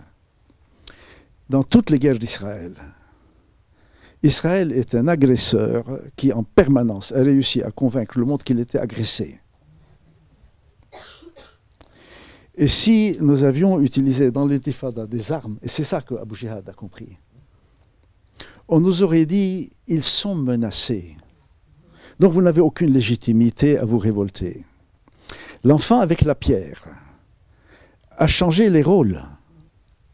C'est celui qui était dans le char qui devenait l'agresseur et ce n'était pas possible de faire croire à qui que ce soit l'inverse. N'oubliez pas, c'est une occupation extrêmement étrange qui a réussi un tour de force exceptionnel dans le monde, probablement dû à l'histoire spécifique de ce mouvement sioniste et à l'histoire européenne contemporaine. C'est quand même la seule colonisation au monde qui a fait croire à la terre entière qu'en Palestine, les occupés persécutent les occupants. Je ne sais pas si vous réalisez l'énormité de ce tour de force. Ils sont victimes des gens qu'ils occupent. Hein. Ce n'est pas les gens occupés qui sont victimes, c'est eux qui sont victimes. L'intifada a cassé ça. Et si elle avait pris les armes, on nous aurait dit, voyez, vous voulez les détruire, vous voulez les annihiler, vous voulez les... C'est pour ça que la deuxième n'a pas marché. Parce qu'elle a ramené la question que Israël est agressé. Pas simplement la question des armes. Elle a replacé les choses dans un autre contexte. Mais croyez-moi, il y a deux choses fondamentales. C'est vrai qu'il y a des choses qui sont un peu les germes de ce qui deviendra les printemps arabes, c'est sûr. C'est vrai qu'il y a eu un art fantastique chez ces enfants d'inverser les rôles et de ramener les choses à leur juste place, qui agresse et qui est agressé. Et c'est vrai également que ça montre qu'aujourd'hui, mais ce n'est pas parce que les armes sont une bonne ou une mauvaise chose. Aujourd'hui, dans l'évolution du monde, dans la façon dont les conflits commencent à être traités, dans le choix fait par la partie palestinienne de résoudre désormais cette question par la parole et non plus par les armes, donc la négociation, il y a quelque chose d'absolument nouveau et ça marche. Et il y a aussi une ironie de l'histoire qui est magnifique. Nous sommes la génération de ce projet lancé en 1969 de la Palestine démocratique. Or, aujourd'hui, quand vous entendez ces milliers de militants partisans de la cause palestinienne qui vous disent qu'ils sont pour un État unique, avec des citoyens, qui aient les mêmes droits, abstraction faite de leur couleur, de leur religion, etc., ça n'est pas très très différent de ce qui avait été avancé en 1969. Et vous voyez, et ça c'est une chose très ironique, parce qu'en 69, nous avons porté ce projet qui nous avait emballé, on avait 20 ans, et on était dans la lutte armée. On n'a pas senti que c'était une trahison de la lutte quand on a porté ce projet. On a dit, voilà une façon de résoudre. Eh bien, en 69, on nous a dit, vous avez un plan machiavélique pour détruire l'État d'Israël. C'était ça la réponse israélienne. Cet État démocratique et laïque. Aujourd'hui, l'idée refait surface sous d'autres noms, avec elle est portée par d'autres groupes, mais elle est fondamentale. Mais juste pour dire à quel point les choses se passent en même temps. Voilà, c'est tout sur quoi je voulais insister. Merci.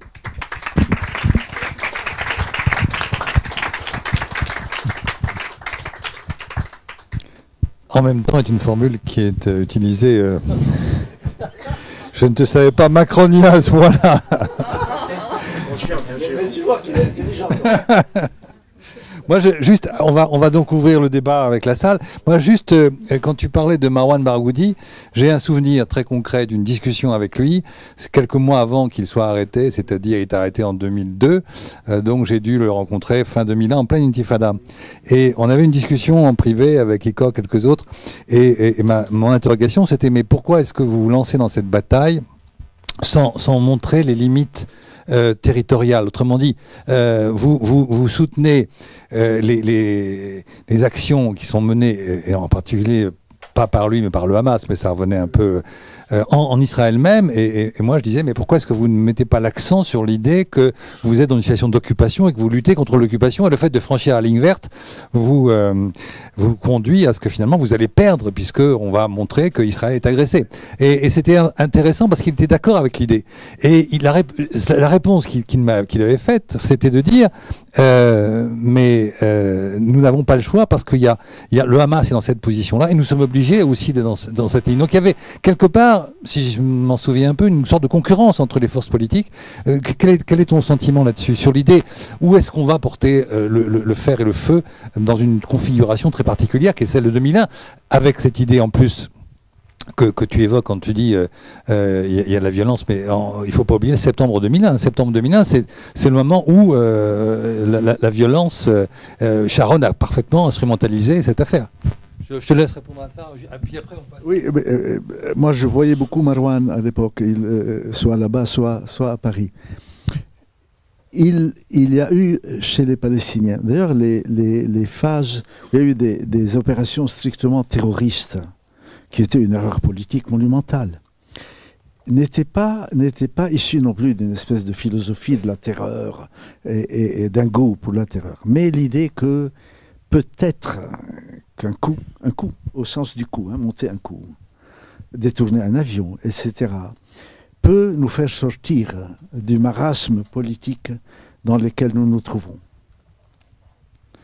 Et ce qui est déjà une analyse archi-fausse, extrêmement dangereuse et tout à fait inacceptable, criminelle, puisqu'il y a des civils qui sont ciblés. Mais avant la deuxième intifada, il y avait une impasse totale dans la négociation. Et beaucoup de gens dans le Fatah s'imaginaient d'un coup comme ça, c'est fini, ça suffit le pacifisme, ça suffit les enfants, l'enfant et la pierre, allait pouvoir débloquer la situation. C'est pas par hasard qu'après le désastre jordanien en 70, vous avez le flot d'opérations de type terroriste qui vont arriver par une direction. Moi, je l'ai vécu, je peux vous raconter qu'en 71, les derniers bastions, les dernières bases de combattants palestiniens tombent en Jordanie. Et il y a un massacre énorme, notamment dans les forêts du nord à Ajloun. On a 5000 combattants dont on ne verra quasiment plus personne. Et on nous avait regroupés, et on nous a sauvé la vie en ne nous laissant pas traverser. On nous avait regroupés à la frontière syrienne en disant « Bientôt vous allez traverser pour porter secours à vos frères ». Mais la direction savait que c'était déjà fini. Elle s'est dit « C'est pas la peine de sacrifier les quelques-uns qui restent ». Donc ils nous ont fait passer 3-4 jours à attendre, furieux, entendant la canonnade. Et après, on a vu que plus personne ne sortait, mais ils savaient. Et nous sommes revenus vers Damas. C'était incroyable, la scène était incroyable. La Syrie avait donné à la direction les locaux, et c'est assez intéressant, du théâtre national syrien. Donc, la totalité de la résistance historique, ceux qui avaient échappé, parce que beaucoup avaient été liquidés, assassinés en Jordanie, se retrouvaient dans ce théâtre. Jamais j'oublierai cette scène, dans une pagaille indescriptible, et avec des amoncellements de cartons dans lesquels se trouvaient les quelques archives, donc la mémoire du mouvement qui avait pu être sorti de Jordanie. Une scène de film incroyable. Et personne n'arrivait à faire. Vraiment une espèce de coup. Et je me souviens très très bien que tous, y compris tous les chefs historiques dont vous avez pu entendre parler, se disaient, bon, mais qu'est-ce qu'on peut faire? Ils ne savaient pas quoi faire. Il y a eu un moment terrible en juillet 71. Parce que les massacres ont commencé en septembre 70, mais il y a eu des accrochages jusqu'en juillet 71. Et comme par hasard, c'est à ce moment que tu as ce petit groupe qui se dit, bon, septembre noir. On va commencer à... C'est des moments d'impasse. Ça n'a aucune justification.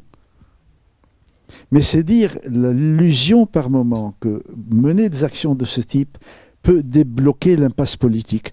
Ça ne débloque jamais. Ça, on était très nombreux à être opposés dès le départ.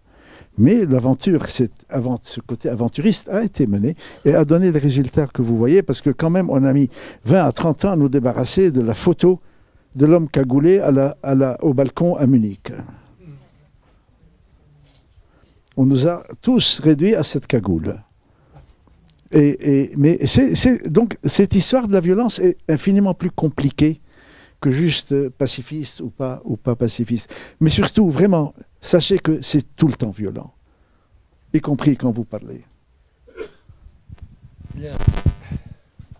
On ouvre le débat. Il y a un micro qui arrive. Mademoiselle, allez-y. Bonsoir. Je ne sais pas si ça marche. Oui, pardon. Alors, on a l'impression en vous écoutant que le discours de Barghouti depuis sa prison, le mouvement qu'il y a eu contre les portiques cet été, ce qui se passe à Hébron, ça n'est possible qu'en Cisjordanie. Mais qu'en est-il de Gaza, donc, qui est sous contrôle du Hamas et en plus sous blocus? Est-ce qu'il peut y avoir des mouvements populaires non violents? Et si ce n'est pas possible, est-ce que ça ne va pas encore couper davantage la Cisjordanie et Gaza, finalement, l'une de l'autre? Et juste une dernière question, c'est quoi l'événement que vous préparez à l'Institut du monde arabe?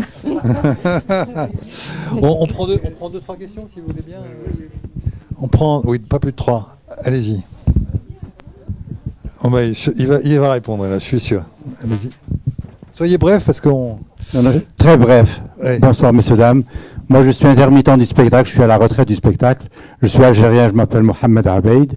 Et je suis tombé sur un texte où j'ai eu un coup de cœur de Nourdine Abba, un écrivain, journaliste et poète, qui a fait un reportage au Liban et qui s'intitule « C'était hier, Sabra et Shatila ».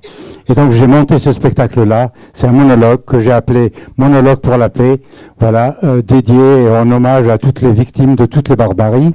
Et je l'ai accompagné par un texte que j'ai récupéré au mémorial de la Shoah, d'un poète ashkénaze qui s'appelle Katznelson, qui a été gazé à Auschwitz en 1944 et qui s'appelle « Le chant du peuple juif assassiné ». Donc c'est une lecture un extrait de ces textes. Et donc j'ai rassemblé les deux textes. Et donc je suis seul sur scène pour rendre hommage à toutes les victimes de toutes les barbaries. Et je suis à la recherche de salles et de gens qui peuvent m'aider à ce niveau-là. Merci. Donc la question, c'est est-ce qu'il y a une salle, c'est ça? Absolument. D'accord, ok. Et je suis militant fervent pour la paix et la non-violence en Palestine. Merci, monsieur.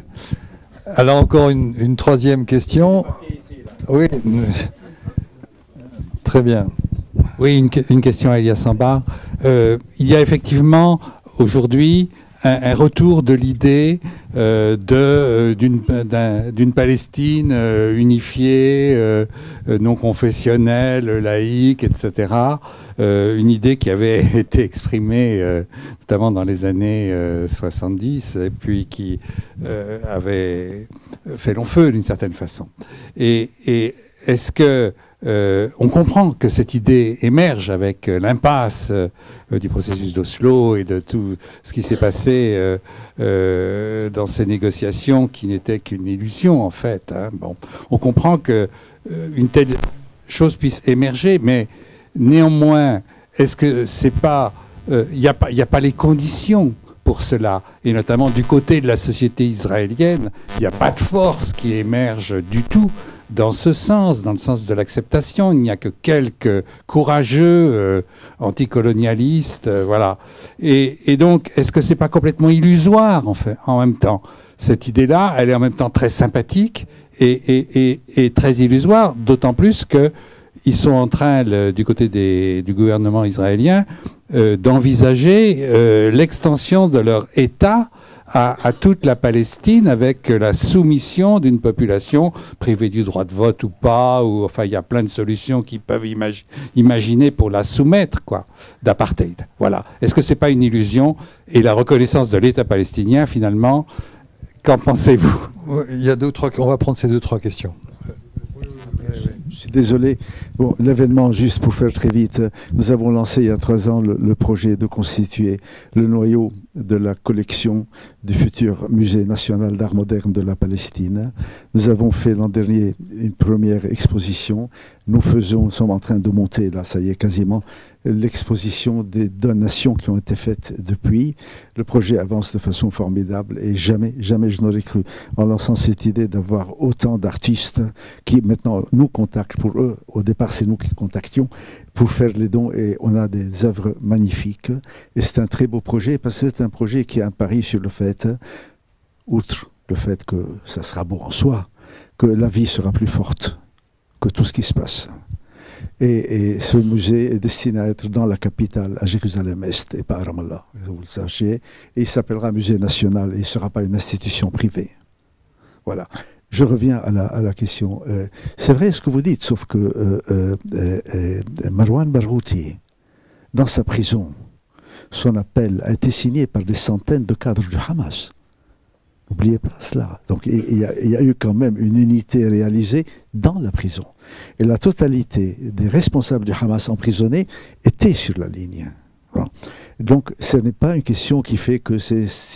En plus, Marwan Barghouti n'est plus perçu. Au départ, il est perçu comme, en fonction de ces régions dont je vous ai parlé, comme une des voix de la Cisjordanie. Et d'ailleurs, il n'est pas du tout perçu comme une des voix à Jérusalem. C'est Faisal Hussein. Vous voyez, chaque région, ça n'est plus du tout le cas. Marwan, aujourd'hui, est une voix nationale.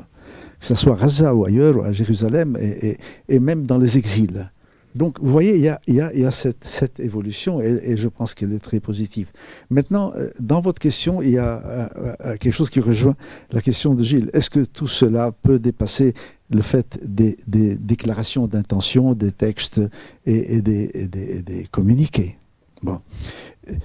C'est vrai que l'histoire, cette idée est très belle.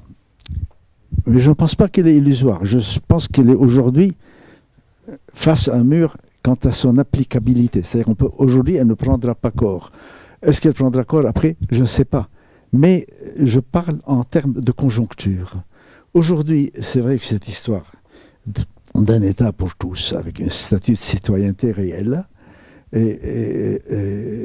mobilise beaucoup de monde. Ce n'est pas simplement une question que c'est sympathique, etc. C'est vrai. Mais c'est vrai également que pour faire un État à plusieurs, il faut que les plusieurs soient d'accord. Aujourd'hui, il est certain que la société israélienne ne veut pas vivre avec nous. Y compris, et c'est ce qui est le plus troublant, dans le camp de la paix. Parce qu'une bonne partie, nous avons beaucoup, moi je suis un des Jean-Paul le sait, un des participants aux négociations secrètes qui avaient lieu avant Oslo et avant Madrid. On a rencontré beaucoup de monde du camp de la paix. Pas tous, mais une bonne partie d'entre eux nous disaient: nous voulons la paix pour préserver le caractère juif de l'État d'Israël. Nous voulons 2 États pour que précisément chacun soit chez lui. Ce qui n'est pas très admirable hein, comme envie pacifiste. Beaucoup de gens, écoutez, Amos Oz ne dit pas autre chose. Hein. Je me bats pour la paix, pour que l'État juif ne soit pas mélangé. Donc il faut leur donner un État. Bien sûr, c'est juste, c'est éthique, tout ce que vous voulez, mais il y a cette donnée qui joue beaucoup. Nous en sommes là pour le moment. Donc, cette idée n'est pas réalisable, mais ça ne veut pas dire qu'elle est illusoire. Ça veut dire qu'elle ne trouve pas aujourd'hui les conditions réelles de son application. Par contre, il y a autre chose qui est en train de se dessiner, qui est plus grave que le fait que la chose soit illusoire. Aujourd'hui, avec ces idées, la bride laissée totalement à Israël de la part des Américains. La question de Jérusalem, reconnue comme capitale millénaire, et ainsi de suite. Les tentatives à la Knesset d'élaborer des lois d'annexion cette fois. Le fait, ça il faut que vous le sachiez, ce que les Israéliens appelaient l'administration civile à l'époque de l'occupation, avant les négociations, qui était en fait l'administration militaire, qui avait ce nom un peu plus présentable. Et ils viennent de la réinstituer sous un autre nom. Ça recommence comme avant. Donc, il y a une situation où il y a une annexion et ils pensent qu'ils ont le feu vert absolu. Bon. la compromission de certains États, les États-Unis par exemple et d'autres, la lâcheté des autres qui ne font rien mais qui disent à quel point ils sont désolés et soucieux, fait qu'ils pensent qu'ils ont un feu vert absolu et qu'ils peuvent tout faire. Ils sont lancés. Beaucoup de militants de très bonne foi, hein, je ne suis pas du tout en train de dénigrer, vous diront « Ah, très bien, ces idiots vont sans le vouloir fonder l'État unique ». Puisqu'ils vont tout annexer et ils ne se réalisent pas qu'ils ont cerise sur le gâteau quand même quelques millions de Palestiniens dans l'affaire dont ils vont hériter. Il faut savoir que la nuit, ces gens, je parle des colons et de ce mouvement qui est redoutable, il y a plus de 700 000 colons aujourd'hui dans le territoire de la Palestine, rêvent la nuit de refaire un nouveau 48. Ils ne rêvent pas de prendre la terre et de garder les Palestiniens avec. Ils savent que si les Palestiniens restent, bientôt il y aura le droit de vote, bientôt il y aura une majorité, forcément à la Knesset, qui sera palestinienne. Donc la fin du projet sioniste, la fin pratique, ils le savent. Alors, est-ce qu'une nouvelle Nakba est possible? Peut-être que pas. Aujourd'hui, le monde voit. Mais moi, ce qui me trouble beaucoup, le monde a vu 500 000 morts en Syrie, et je ne sais plus, je crois, 17 millions de Syriens qui ne sont... Certains sont aux frontières, mais 17 millions de Syriens qui ne sont plus à leur place. Est-ce que vous pensez qu'une histoire qui se ferait dans une situation dramatique, hein, nous sommes agressés, l'Iran nous menace, nous jouons notre existence, et l'expulsion avec quelques massacres de Palestiniens, vous croyez que ça va faire bouger beaucoup de monde? Moi, j'ai très peur que non. Donc aujourd'hui, il y a un très grand danger, cette tentation est là. Mais c'est aussi une tentation suicidaire de la part d'Israël. Parce que de leur côté, et c'est ça la grande différence, les Palestiniens ont compris, les Palestiniens qui sont partis, dont nos parents, pensaient qu'ils partaient pour une semaine. Sinon, ils se seraient fait massacrer sur place. Si on avait dit, moi, à mon père, tu sais, tu vas mourir en exil, et tes enfants, même quand ils auront 70 ans, ne seront pas rentrés, ils ne seraient pas partis. Ils sont partis convaincus que les armées arabes allaient arriver, que tout serait réglé comme cela.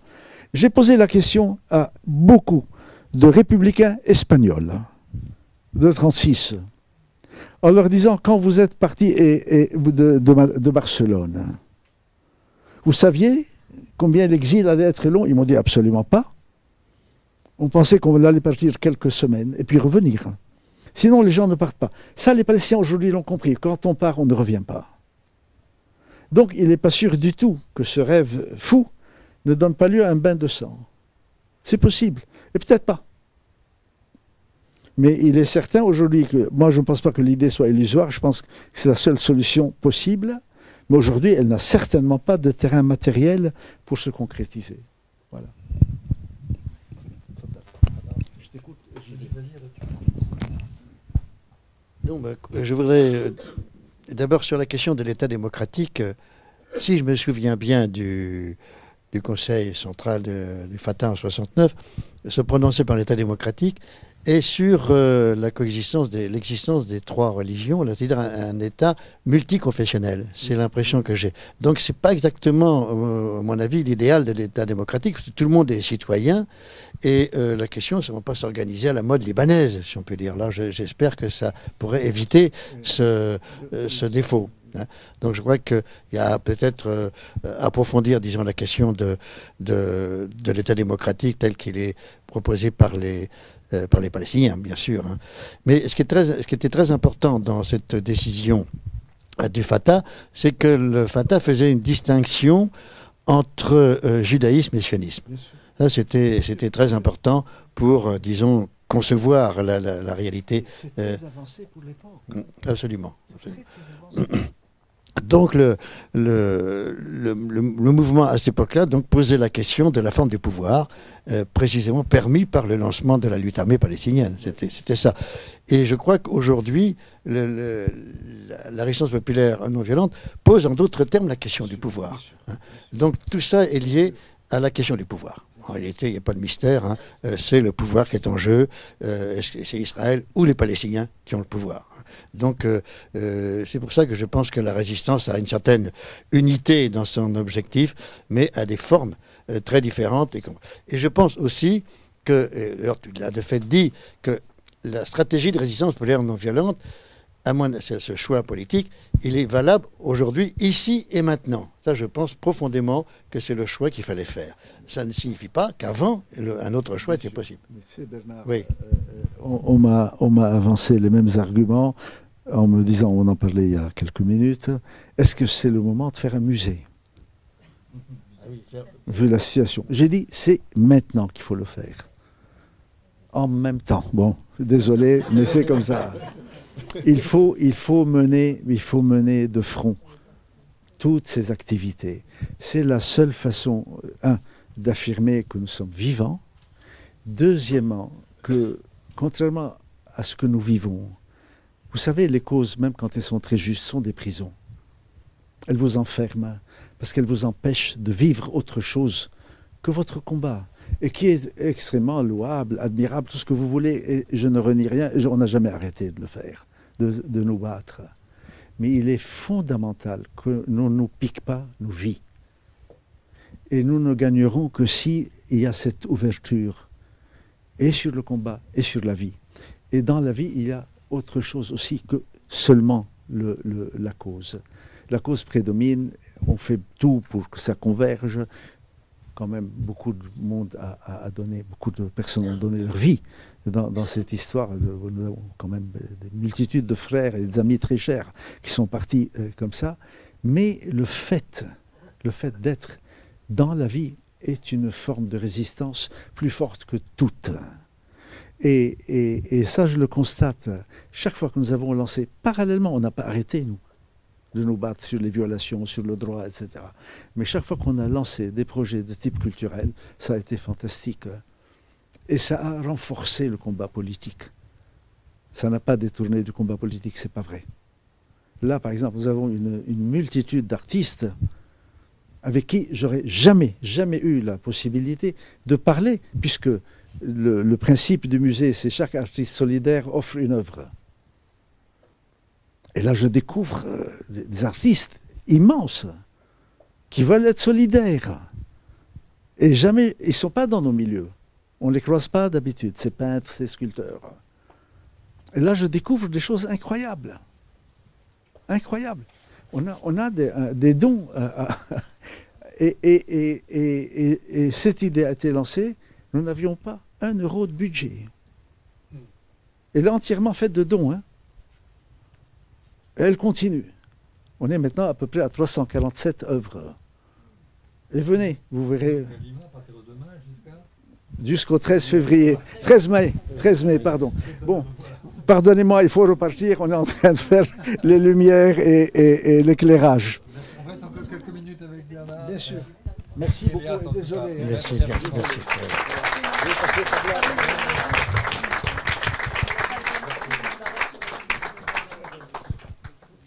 Ouais, je voulais dire, ajouter à ce qu'a dit Elias, moi je suis pour le musée, donc ça donne l'impression de... mais je suis aussi pour une histoire. C'est-à-dire qu'il faut revisiter le passé pour bien comprendre en quelle mesure ce qui se passe aujourd'hui s'explique aussi par un passé. Se comprend plutôt par un passé. Donc, bon, je défends ma profession, sans peut dire, mais je crois qu'elle a une valeur politique tout à fait actuelle de défendre l'histoire que la résistance palestinienne... y compris non violente, comme l'a dit d'ailleurs Elias, n'existe pas depuis la semaine dernière. C'est une résistance qui a plusieurs formes. Hein. La coexistence entre formes armées et formes non armées a toujours, enfin pas toujours existé, enfin elle a existé dès les années 30. Dès les années 30, et je crois qu'il faut en tenir compte. Mais aujourd'hui, je pense, et là c'est un problème qu'ont les Palestiniens, bon, Elias a plus le temps d'en parler, que ce n'est plus possible d'avoir dans une même stratégie des formes armées, des formes non armées. Parce que Israël n'attend que l'emploi de formes armées pour réprimer violemment les formes non armées. Enfin, je ne sais pas si je me fais comprendre, mais ce qui a beaucoup gêné Israël, c'est le fait que les Palestiniens n'ayant pas d'armes et tirer sur des Palestiniens sans armes est condamné par la communauté internationale, y compris d'ailleurs à un moment par les États-Unis. Et cela donnait une très mauvaise image d'eux-mêmes, quoi. Et donc tout leur problème, c'est qu'il y ait en face une impression de lutte armée pour pouvoir réprimer. Ça, c'est très très important. Je ne crois pas à une coexistence des deux formes de lutte en même temps, parce que ça favorise Israël qui en profite pour dire, de toute façon, tous sont des terroristes, la preuve qu'il y a ça, il y a ça, il y a ça. Et ça, c'est aussi un problème. Je crois que nous avons en Occident, et d'ailleurs, Elias a dit, nous pensons on nous oblige à penser que l'image du Palestinien, c'est le terroriste. Et dans les médias, c'est ça qui se passe. Hein.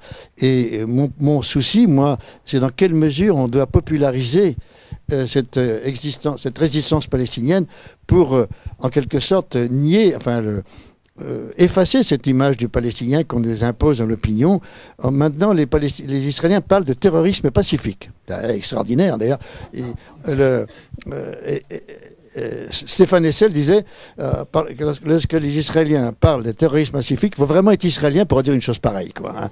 Donc ça, c'est assez impressionnant du point de vue du langage. Mais en tout cas, nous devons être très, très agressif, enfin, au point de vue politique, pour défendre l'image du Palestinien qui ne se bat pas pour le terrorisme, qui n'est pas terroriste. Et ça, je crois qu'on ne valorise pas assez la volonté des Palestiniens de se battre sans armes. Je crois que c'est très important. Parce que, c'est pas parce que des fois il n'y a pas d'armes. Je pense pas complètement cela. Il y avait des armes en Palestine. D'ailleurs, le Hamas les a utilisées. On a utilisé des armes à cette époque-là. Et donc, il faut faire très, très attention à ce qui existe et ce qui n'existe pas. D'ailleurs, dans les textes, moi j'ai lu, vous savez, il existe un document extraordinaire pour l'intifada. C'est le révérend père Legrain qui les a réunis. Il y a un document très épais qui réunit tous les tracts de la résistance non violente en 1987-88. C'est un énorme document. On a tous les textes. Ça, c'est formidable. Alors, à un moment, il y a les textes de la direction unique qui est composée de l'OLP, c'est-à-dire Fatah, FPLP, FDLP, etc., les laïcs, si on peut dire. Et puis, il y a un texte des islamistes. C'est très différent. C'est très différent. Le premier ne parle pas de lutte armée, mais le deuxième en parle. Le texte islamiste alors, n'a pas le même objectif. L'objectif de la lutte intifada des laïcs, si on peut dire, c'est d'avoir un État dans les frontières de 67 à ce moment-là. Et les islamistes veulent un État sur toute la Palestine. Donc il y a vraiment deux objectifs différents et deux moyens différents. L'un ne veut pas la lutte armée et l'autre la veut. Je pense et donc avec des armes. Hein. Donc ça nécessiterait une analyse plus approfondie, mais c'est quand même ça aussi. Alors, il y a aussi le problème de la position du Hamas par rapport à la résistance non violente. Aux conférences annuelles qui avaient lieu à Bilaïn entre 2006 et 2010 à peu près, auxquelles j'ai assisté plus ou moins, eh bien, le Hamas était invité. Il ne venait pas au départ. Et à la 4e ou 5e conférence, il est venu. Je l'ai rencontré d'ailleurs, le type du Hamas, et d'ailleurs il était là, mais il n'a pas parlé. Hein. Les partis politiques ont parlé, mais pas le Hamas. Il est venu voir. Alors on lui a demandé, mais qu'est-ce que vous venez faire ici, etc. Il dit, écoutez, ça nous intéresse, etc. On vient voir si ça marche. Alors, si ça marche, alors, qu'est-ce que ça veut dire si ça marchait, bien entendu? Eh bien, on se tiendra. Donc, il y a eu quelque chose quand même dans le Hamas pour une sorte d'évolution de sa conception de la résistance, quoi, la lutte armée ou pas. Et je crois qu'il y avait une évolution. Et d'ailleurs, récemment, après l'appel, je crois, mais ça il faudrait vérifier, soit de Marwan Barghouti dont a parlé Elias, soit des gens de Jérusalem après leur victoire sur le portique de l'esplanade des mosquées, et l'appel à désobéissance civile a été d'une certaine mesure soutenu par le Hamas. Il y a une déclaration du Hamas en disant nous soutenons, etc. Parce qu'il y a un tel consensus dans la société de Jérusalem, en particulier, chrétiens, musulmans, etc., que Hamas ne pouvait pas se dissocier de cet accord-là. Mais encore une fois, il y a une évolution, une position intéressante, parce que le problème de la résistance populaire non violente, on peut en parler, c'est qu'elle a unifié les forces politiques. Soit déjà au début, et d'ailleurs même la charte palestinienne de 68, mais l'intifada a unifié les forces palestiniennes. Et maintenant, elle a tendance aussi à unifier. Mais tout le problème est de savoir s'il arrivera. jusqu'au bout pour avoir un texte commun, une position commune pour le projet de la palestinien. Donc je crois qu'il faut différencier tout cela. Et moi je ferai une petite allusion au problème de la vie et de la mort, là, cette affaire. Parce que la résistance palestinienne non violente, bon, qu'est-ce qu'elle fait? Elle se présente, c'est une forme de confrontation. C'est pas une forme dont on se retire, on fait rien, etc., etc. On affronte directement l'armée israélienne, face à face. Les uns, le bras nu, les autres, super armés. Voilà la stratégie de la Saint-Polaire. Il faut le faire, hein, quand même. Hein. Donc, il y a une majorité. Et ce dont parle à un moment, y compris Edouard Saïd, il dit, mais cette mobilisation, à un moment ou à un autre, ça veut dire que les Palestiniens n'ont plus eu peur. N'ont plus eu peur. Alors qu'ils savent qu'ils peuvent mourir. Ça, c'est quand même très important. Et donc, il y a cet aspect-là de cette... au niveau anthropologique, c'est-à-dire qu'est-ce que veulent les Palestiniens? Je pense qu'ils se battent pour leur vie. Je pense qu'ils veulent vivre libres. Bien. Et ils espèrent, en n'utilisant pas d'armes, ils espèrent ne pas éventuellement avoir de réaction armée. Sauf que ces réactions armées, évidemment, ils peuvent être tués. Ils savent qu'ils peuvent être tués. Mais c'est leur bataille. Et ils veulent l'espoir de gagner. Quelle est la position, la conception islamiste de la résistance par rapport à la mort? Eux pensent que la meilleure façon, en quelque sorte, de se battre et d'être un Palestinien, c'est le martyr. Le martyr, c'est le sauveur, c'est le porteur de la vérité de la lutte palestinienne. Et qu'est-ce que c'est? Une conception de la mort. C'est la mort qui sauve. C'est la mort qui permet de ressusciter ailleurs, une autre vie. Si bien que eux pensent que finalement, c'est le désespoir quelque part, quand même, quelque part. Hein. C'est-à-dire le fait qu'il n'y a pas de possibilité de changement dans le monde, eh bien, on pense à un autre monde, extraterrestre en quelque sorte. Hein.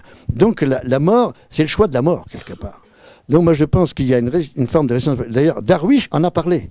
Il faut bien voir les poèmes sur « Moi j'aime la vie » de Darwish. Il faut bien lire ce poème-là. Il était pour la résistance particulièrement violente, Darwish, Mahmoud Darwish. Et donc, il y a deux possibilités. Où on se bat pour la vie. Alors, non seulement on se bat pour la vie de soi, mais en refusant de tirer sur les soldats israéliens, on respecte le droit à la vie des soldats israéliens. Donc, finalement, ça veut dire que la résistance populaire non violente, comment dirais-je, reconnaît le droit à la vie de l'autre, reconnaît le droit à la vie et l'humanité de l'autre. Ça, c'est très très important. C'est-à-dire qu'en fait, la résistance populaire non violente se bat pour une coexistence des deux égalitaires entre les deux sociétés, avec chacun ayant leurs droits reconnus. Moi, je pense que c'est ça qui est très important. Philosophiquement, je pense que c'est et éthiquement, on peut en parler aussi, mais le rapport, la défense de la vie, à la fois de soi et de l'autre, reconnaître le droit à la vie de l'autre, c'est très important. Et d'ailleurs, le problème est de savoir quel est l'avenir du Moyen-Orient. C'est une coexistence où il n'y a pas de coexistence entre les différentes populations, différentes religions, ethnies. Et ça, c'est l'enjeu de l'avenir du Moyen-Orient. On refuse à l'autre le droit, on l'accepte. Ça, c'est une autre question, mais je crois que c'est ça qui pose l'avenir du Moyen-Orient. En particulier, je pense aussi que l'avenir de la réorganisation du Moyen-Orient, est-ce que le droit, par exemple, le droit des Kurdes, le droit des Berbères, ou n'importe quoi, ça pose aussi le problème de l'égalité des droits, y compris dans le monde arabe. Donc tout ça, à mon avis, les Palestiniens, avec la résistance populaire non violente, reconnaissent les droits de tous, et à condition qu'il y ait un droit à l'égalité pour tous. C'est pour ça que je pense que la résistance populaire non violente est pour moi un projet politique et philosophique qui doit être en quelque sorte valorisé dans l'opinion pour favoriser la question palestinienne. Voilà ce que j'en pense, peut-être au-delà des débats techniques sur la question de la résistance. Je propose que ce soit la conclusion, et je te remercie. À moins qu'il y ait encore une question ou deux. Une question, alors une seule, parce qu'il se fait tard. Vas-y, tu as le micro qui arrive. Et on va... Merci. Le texte de Darwish, il dit nous aimons la vie si on peut y avoir accès. C'est-à-dire c'est la possibilité de continuer à vivre. Or, de toute façon, les Israéliens leur tirent dessus, hein, même s'ils sont non violents. Et c'est peut-être pour ça que c'est dommage que l'IS soit parti parce que j'aurais voulu l'interroger. Est-ce qu'un texte comme celui de Fanon, par exemple, sur la violence du colonisé, est-ce qu'il a eu une influence ou est-ce qu'il peut avoir encore une influence? Et je voudrais terminer par la question. Si les Palestiniens doivent avoir un objectif aujourd'hui, il faut qu'il soit un objectif unifié. Et cette façon, à mon avis, de dire qu'il y a les islamistes d'un côté puis les laïcs de l'autre, ça retarde encore plus le problème. Et est-ce qu'il est possible aujourd'hui de penser à un objectif unifié pour que les Palestiniens puissent avoir précisément cette perspective politique? C'est une conclusion. La question, c'est qu'aujourd'hui, l'espoir est difficile, mais c'est ce que disait un peu Edward Saïd. Il disait qu'aujourd'hui, je pense qu'il y a une étape, ça paraît par étape à franchir, et que la première étape, c'est d'avoir un État. Et après, on verra comment les rapports avec les autres peuvent se modifier. Mais je crois que ça nécessite, le problème, c'est la reconnaissance, c'est d'avoir un État. Un État pour soi. C'est l'objectif historique du mouvement palestinien, qui est en train évidemment d'être remis en cause, mais je vois pourquoi on ne le remettrait pas en cause. Et en principe aussi, il devrait y avoir un accord entre les différentes factions palestiniennes, et comment l'avoir, sur quelle base, sur quelle stratégie, et ça, c'est pas encore acquis. Mais je crois que c'est ça, l'espoir. Parce que sinon, il n'y a plus de perspective. Moi, je crois qu'il n'y a pas 36 solutions. Ils veulent un État. Ils veulent un État, savoir comment l'OLP va être obligé de changer sa stratégie après avoir échoué sur la stratégie actuelle. Est-ce que la stratégie de résistance populaire non violente est un élément de changement stratégique dans la région? Je ne sais pas. Ça, j'avoue que je pense que l'autorité palestinienne a l'air complètement perdue actuellement, dans le contexte actuel. Elle a l'air un peu d'être mise à l'écart de tout. Et je suis un peu, actuellement, si j'ose dire, un peu inquiet. Mais comme disait Mahmoud Darwish, il faut garder l'espoir. L'espoir, c'est de vivre. Après, on se bat. En même temps, d'ailleurs. Mais pas du tout. Le désespoir, c'est pas chercher à mourir pour vivre dans un monde ailleurs. Il n'y a pas de monde ailleurs. Voilà. En même temps...